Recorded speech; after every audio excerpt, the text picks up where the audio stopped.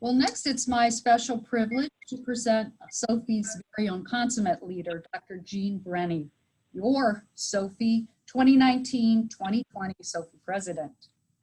For her daytime job, Dr. Breny is professor and chair of the Department of Public Health at Southern Connecticut State University, where she's taught undergraduate and graduate courses for the last 20 years, since 2000. Dr. Breny's scholarship aims to eliminate health disparities through qualitative research methods through a community-based participatory research paradigm that informs our public health practice. Along with her colleagues at Southern Connecticut and Yale University, she's developing a Center for Health Equity and Eliminating Racism, or called CHEER, that will train students in anti-racist research. Additionally, she is co-authoring a research methods book on photo voice methods, a methodology for which she has been widely published. Please welcome Dr. Jean Breny, your Sophie 2019-2020 President. Thank you, Elaine, and thank you everybody for being here. And give me one quick second to upload my slides. And I will ask Elaine to shake her head yes or no if she can see them. Can you? I think I see a yes. Not yet. What a slideshow. Got you. I'm sorry. I am getting the yes. Yes? Okay. Excellent. Terrific. Okay, let's do this. I want to thank everybody for being here. This is a monumental moment for Sophie. Not only are we turning 70, we have gone virtual, and it's pretty incredible. So I want to first read my slide and again, welcome you all. There are quite a few people on this webinar in the opening session. Today, I'm going to talk to you about advancing health equity, taking an anti-racism approach to health promotion leadership and action. I want to welcome you and thank you again for being here or there, wherever you might be, welcoming you to our virtual conference. I sit in the state of Connecticut in the town of Hamden. I want to honor the native peoples of Connecticut, the Narragansett, Mohegan, Wampanoag, Mohawk, Nipmuc, Wakapnuk, Abenaki, and Pequot tribes. I also want to, as Elaine did, give my gratitude to Beth Stevenson and her planning committee this year. Not only did they plan an on-ground conference, but they had to also plan an online conference. So in fact, they planned 2 conferences.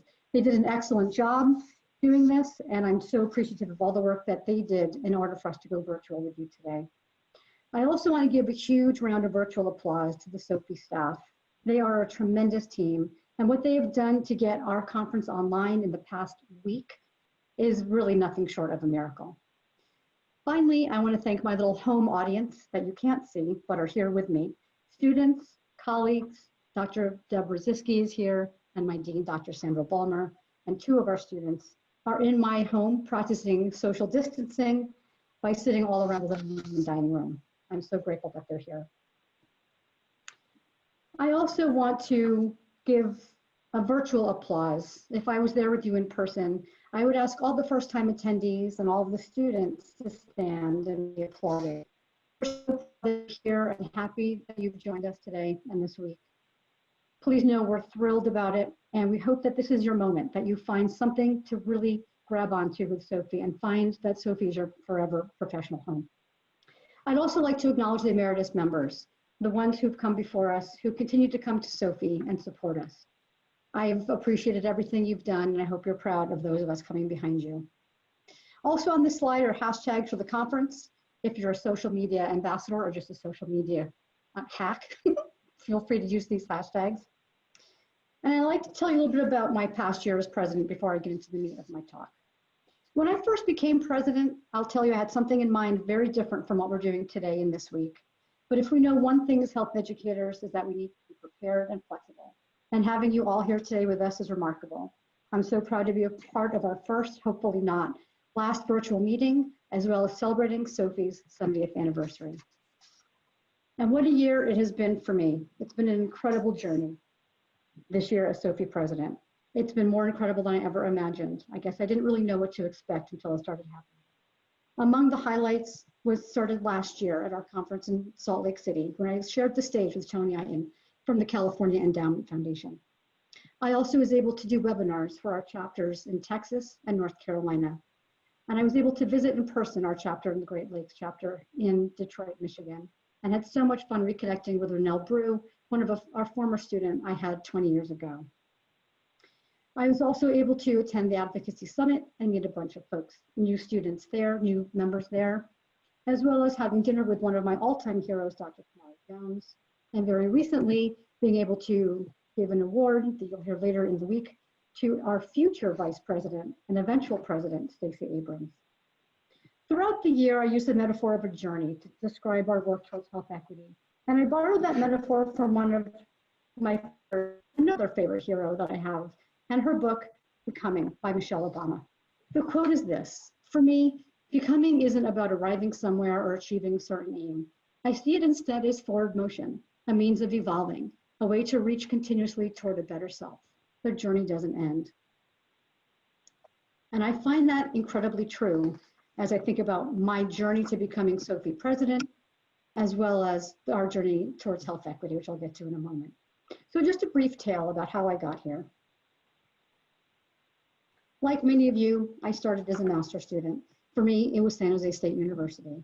But believe it or not, it's been almost 30 years since my first Sophie meeting. I know I look very young, but it was a long time ago. I joined as a student the Northern California Sophie chapter because San Francisco was in the meeting was in San Francisco, which was very close to where I was going to school, and I lived in San Francisco. So I joined the conference planning committee, and the rest is history. I made friends who I remain close with today, colleagues who I have kept in touch with over the years. I was able to meet people who've written seminal articles in our field and in our coursework at the time. However, the most important thing that started for me back then, as I'm sure a lot of students can attest to, was making the mentors that I made at the time who are still with me today. Excuse me. None of us in Sophie or in this profession go through our journeys alone. In fact, we have people in our lives who've been with us every step of the way, who aren't always our family. And for me, the three people on the screen are the ones that have mattered most from my time in San Jose State. Dr. Helen Ross, my professor, who also was one of the founding, one of the founding members of Sophie, as well as one of the original members. Dr. Dan Perales, another beloved faculty member of mine from San Jose State, and my current and dear friend, Kathleen Rowe, who also is my lifetime Sophie roommate. All three of them, past Sophie presidents, I say come from a long line of good stock of Sophie leadership, and I appreciate their time. Since graduating from San Jose State, my career has moved forward to where I am today. And in between, I stayed involved with Sophie. I actually helped out with the 60th anniversary 10 years ago. I was on the board a couple of other times where I was able to see the birth of the Pedagogy and Health Promotion Journal and hire Stephen Gambesha as our first editor. That was a really rewarding time. I've continued to work on focusing on health equity, trying to open up the space for understanding the root causes of equity, allowing for voices to speak their truth about their experiences, and finding a way to take action for making a change. There's been more Sophie work, and there's always Sophie work, and more mentors, Dr. Sandra Quinn and Dr. Jeannie Ang, who were with me through my doctoral journey and who remain close colleagues of mine today. Over the years, I've been asked to run for Sophie president many different times, and I never felt like it was the right time, and I always would say, I needed a purpose, I needed a reason to run for Sophie president. And man, did that purpose ever hit me in the face in August of 2017 during the Charlottesville, Virginia riots. Watching the riots and the horrors unfold in Charlottesville, Virginia, I realized I had had enough. The escalating racial tensions, the homophobia, hate that was happening all around our world and in our country at that time, it just had gotten to be too much. I guess you could say I had my Greta Thunberg moment and I needed to do something about it. So I decided maybe it was time to say yes. And I said yes to Dr. Keon Gilbert, who was doing nominations at the time. I decided to run for Sophie. I ran on this platform, the platform, 3 different goals. Not only to increase Sophie's voice at the national and international levels around eliminating racism and promoting justice, but also to look at diversity and equity within Sophie as an organization. And most importantly, increase student and new professional membership as they continue to engage in Sophie. So there I sat, coming into my presidency, thinking about ways of how to move us forward, how to continue on this journey toward equity and health promotion. So I'm here today to talk about this, most importantly. The history of inequality is long and has at times been ugly in our country. We've tried to move forward, but still seem to slip back every now and then. In 1966, 54 years ago, Dr. Martin Luther King Jr. said, of all the forms of injustice in healthcare is the most shocking and most inhumane. Yet we see these injustices in health and healthcare to this day. And in fact, it's front and center in this year of a presidential election, as well as with the coronavirus pandemic. But more on that in a moment. We as a profession and as an organization have been working towards health equity in our field for decades. The man speaking after me today, Dr. David Satcher, is a main reason why we in the field of health education and health promotion have been a pioneer in the work towards health equity. Indeed, it was Dr. Satcher himself, while Surgeon General, that ensured that a major goal of Healthy People 2010 was the elimination of health disparities, the keyword being eliminate, moving beyond the focus of reducing them because of the striking evidence and the growing gap in between groups of people and their health outcomes. Although we haven't reached the elimination of health disparities yet, we continue on this journey of making progress, and our Healthy People documents, as well as our professional competencies, thanks to NCHEC and the HESPA competency group, we continue to focus on health equity as a primary goal and aim. But there's still more of a journey for us to travel together. I'm sure many of you have seen these slides, but I want to bring them up to just help us kind of frame this discussion around these definitions. On the left, you'll see a slide that says equality. Everyone there has the same access, the same size box, but they do not have the same outcome. The slide on the right is an example of equity, where people now all can see the game above the fence, given different options and tools to get there. But there's still something missing. In this slide on the right, we see the fence is gone, the block fence is gone, and a chain link fence is there, so people can see through the fence. And so people of all sizes and shapes, people who may not be able to stand, who may be in a wheelchair, can still see the game. But if you really wanted to ask my opinion, I'd say give everybody free tickets to the game, and then we'd have true justice and equality. But where is the justice in our world today? What's happening around our country and the world is really disappointing. There are so many structural barriers that prevent equity. Why can't we find those, address those, and get rid of those?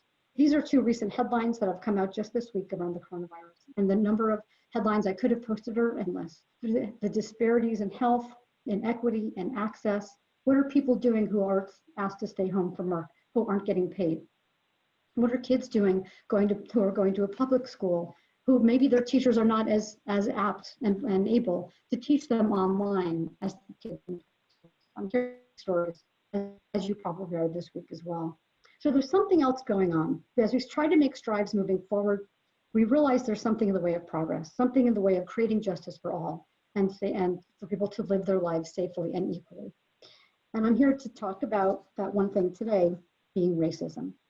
Dr. Hacker talked about social determinants of health. Racism is a social determinant of health. And I would like to urge us in the next several minutes to think more about that versus just racial categories and racial differences in health. I think this is this is the piece in health education and health promotion that we must now pay attention to. I dare say I'm not an original thinker on this. I'm not the first person to call the action out on this, but I'm merely a messenger for right now. As I've thought about this over the past year, racism is really the structural barrier to getting what we need to get done in public health and health promotion. Dr. Kamara Jones has been heeding the call for more than 20 years. In her seminal article, Levels of Racism, A Gardener's Tale, she calls for attention to 3 levels of racism: institutionalized, internalized, and person-mediated. She calls institutionalized racism and racism itself a system of power that assigns value based on race. Value based on race is not what we want in this country. Everybody should have equal value. We need to eliminate racism. Institutional racism means government power. It's time for us as health educators to break down those barriers and break through that structure. But of course, we've been doing a ton of work on this already. Here's an example of just a few of our theme issues of some of our SOPI journals that have focused specifically on health equity. The American Journal of Public Health has done the same. There's no doubt that researchers, practitioners, students, many of you watching this right now have been doing this hard work to eliminate racism and work towards equity. Sophie, APHA, we've all had commitments to doing that, to put this into the forefront. But I think there may be some room to bring this back down to the ground level. So I have 5 ways I think we can do that. And before I get into those, I want to share one of my favorite quotes from James Baldwin. I like this quote because it reminds all of us that we are among the lucky ones who get this. We talk about and have been talking about health equity for decades. Again, thanks in large part to Dr. Satcher and to the commitment of Sophie and EPHA and the leaders that have come before me. But not everybody is on board. And so what he says in this quote is words like freedom, justice, democracy are not common concepts. On the contrary, they are rare. People are not born knowing what these are. It takes enormous and above all individual effort to arrive at the respect for other people that these words imply. So let's see, how can we help people get there through our own individual effort? As I said, I have 5 steps, and I'll go into each one in a little bit more depth in the next several minutes. First, place racism on the agenda. Talk about it, work for it, call it what it is. It's a systematic barrier to equity. Practice cultural humility. Minimize microaggressions. Utilize tools that allow for inclusion and equity. And finally, embrace your inner leader. So I'm going to put a call to action out to all of us that in our classrooms, our communities, and in our conversations, this is what we should do as health educators, students, and researchers. So first, let's put racism on the agenda. Put it front and center with what we're talking about. A system of inequality. If you have not already seen or read the book that I have here, Racism, Science, and Tools for the Public Health Professional, it's a must read for researchers, practitioners, and especially students. We have several of the editors who are Sophie members and leaders. My friend, Dr. Keon Gilbert, is pictured here, and he's one of the editors. In the book, Dr. Jones gives us a call to action. How is racism operating here, and how to organize and strategize to act, and also to be anti-racist. As I did the webinars over this past year with our chapters, I asked that everyone, I did a poll in my webinar, asking them about the impact racism has on health equity in their own communities. The overwhelming majority each time was that racism had a huge impact on health equity. So my friends, this work is ours now. You'll see that the time is now for us to work on racism. So if you're like me, you didn't know what anti-racism or an anti-racist was. So of course I picked up another book by Ibram X. Kendi called How to Be an Anti-Racist. It has just recently come out and it's excellent. And in his book, Ibram X. Kendi says, the opposite of racist isn't not racist, it's anti-racist. What's the difference? One endorses either the idea of a racial hierarchy as a racist or racial equality as an anti-racist. He goes on to say that one either believes problems are rooted in groups or people as a racist, or they're located as roots of problems in power and policies as an anti-racist. So once again, anti-racists look at racism as a system, the policies, the practices, the procedures, and the structures that we have to get rid of. So again, place racism on the table. Let's do it. Let's talk about it. Also, to practice cultural humility. You want to remember that we're always striving to be more humble, to be more accepting, to be more aware of differences, and to understand how we see those differences. How do we do that? Well, Grace Guerrero Ramirez from the De Beaumont Foundation has this to say. Well, we can start by naming things and pledging to be anti-racist. Dismantling structural racism requires more than public statements or cultural competency trainings. Institutionalizing cultural humility, a constant exercise of awareness and self-critique. And ethical policy change and advocacy are more impactful strategies. I also invite you to read the article on the left by Meredith Winkler and her colleague from Health Promotion Practice. It will help you to see that we don't really have to pick between cultural competency and cultural humility, but that just pick one. Stay in that lane of constantly self-criticizing or self-reflecting and seeing how you can be more culturally humble. Next, I ask you to analyze and consider microaggressions and get them to stop. One way to do this is by identifying your own implicit biases, which can be very difficult to do, I understand. but we all have them.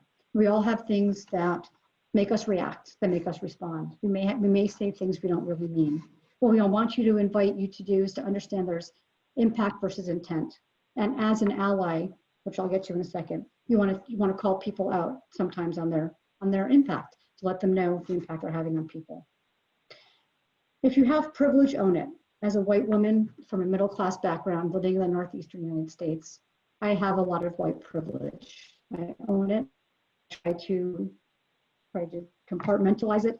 I understand it, and I try to always address it in situations as much as I can. I ask you to do the same. If you don't know if you have privilege, then you might just have privilege. You may want to take a look at Peggy McIntosh's Unpacking the White Knapsack. Also, if you can be an ally, be an ally. There are so many of our friends out there that we work with, for other students, other faculty, practitioners, who need us to be an ally, who need us to say ouch when something is said that doesn't really feel right, that we can help, that we want to help them out, not have them be the only ones sticking up for themselves all the time. The article headline on the bottom is one that the Board of Trustees read together yesterday and discussed, thanks to the facilitation of Dr. Collins, our own Bua. And it was really eye-opening, and it has some wonderful ways and strategies to actually be an ally and to be able to disarm racial microaggressions. I encourage you, if you don't have it, if you haven't read this, to read this with your coworkers, read this with your students, read this with your family, read this with your church friends, read it with whoever needs to read it. Those of us who are privileged and who are in the majority don't always see microaggressions because we don't feel them. So let's be an ally. Let's help our fellow folks out and be able to get past that. Next, I invite you to utilize tools that invite equity and justice. Research tools and practice tools, first and foremost advocacy. There's no better way to break down policies and practices that are racist than to advocate against them or advocate for new ones. And attend advocacy summits, bring your students to advocacy summits. It's a wonderful way to get us to break down these barriers. Also engage in community-based participatory research and practice. One method that I know well is photo voice. The reason I love photo voice is because it gives community and participants tools to show and reflect on their strengths and concerns. It gets at the root causes of what's happening in people's communities. It also helps people to talk about personal and community issues in a very even sort of equal power situation.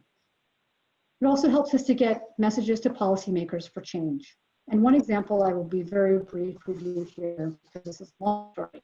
About 10 years ago, I worked with a group of women in New Haven, Connecticut, all women who were living with diabetes, and their struggle around exercising and eating healthy. What came out of the photo voice was a picture on the left, a former community center, fondly known as the Q House, which had been empty and deserted for years. Women wanted to see that reopen. So they took their photos and the photo voice exhibit to City Hall. It took a couple of mayors, and 10 years later, the kids of the women in the photo voice project to create what you see on the right. This is the new Q House, which is being built right now in New Haven, Connecticut. So I think there's a lot of power behind CVPR methods, especially photo voice. And finally, and I really could not emphasize this enough, embrace your inner leader. All of the things I've just mentioned, putting racism on the table, talking about racism, being an ally, minimizing microaggressions, taking a step towards being an advocate, all take risks, but you have the power and the purpose to do that. We're all here for the same reason. We're trying to create healthier communities and we're trying to create equity. So I also encourage you to get involved with Sophie. You saw my story. 30 years ago, if you had told me I'd be standing on a virtual stage with Dr. David Satcher, I would have laughed at you. And for those of you who know me, that laugh can be pretty loud. So you know that would have been a loud laugh. And here I am 30 years later, sharing the stage with Dr. David Satcher, leaving my post as Sophie president in another day. It's been a wonderful ride. So I invite you to embrace your inner leader. You don't have to have a title to be a leader. You don't have to be Sophie president. You don't have to be manager. You don't have to be dean. You can still be a leader. If your actions inspire others to dream more, learn more, do more, and become more, then you are a leader. So I ask you to do that for yourself. So to wrap up in the next few minutes, we have more of a journey to go on together. This is the final tale, but it's not quite the end. Another one of my favorite people, Ruth Bader Ginsburg, had this to say: Fight for the things you care about, but do it in a way that will lead others to join you. So I've been fighting, a lot of us have been fighting, a lot of you have been fighting, and I now invite you to join me and to join us. We have a lot of work to do. We've come really far. We've done a lot of work at the macro level, and now it's time, I think, to really put to walk the walk and to talk about racism and work towards it. So over the past year, you saw the work that I did, working with chapters in our leadership to find new ways to address and reach health equity. I'm so proud to say that at yesterday's Board of Trustees meeting, I had a discussion. Dr. Collins Arambua, another past Sophie president, about microaggressions and implicit bias and how we can each get past those to help everybody else out. The Board of Trustees agreed this was a really important step for Sophie to take. And over the next year, I hope to create some trainings, webinars, and skills building workshops. So I'm creating a task force. It has yet to be named. I hope Journey is in the name of it, but we'll see. But over the next year, we'll be creating a task force to help Sophie and the profession continue on our journey towards equity. And I hope that you'll join me. In a minute, I'll put up a slide with my contact information for you to reach out. In the meantime, the ideas we have come up with for this task force are to provide webinars on critical race theory and practice. I'm happy to say that we have some preliminary agreement from people such as Dr. Keon Gilbert, Dr. Chandra Ford, and Dr. Jesus Ramirez Valles to be those webinar leaders. We will work on skills building workshops on implicit bias and understanding and undoing racism. We'll have leadership trainings in all of these areas. And finally, we might even have a virtual book club. I've shown you a lot of books today. I've read some of them, but I would love to talk to you about them. So as I wrap up and send you a big thank you on behalf of myself as president this year, I want to thank you for getting me here as president. It's been a wonderful ride. I have one more year as past president. I'm so honored to be able to pass the gavel tomorrow to Dr. Kama Scafri, but it's been my honor to be on this journey with you. And I wish you all the best in the rest of this virtual Sophie conference.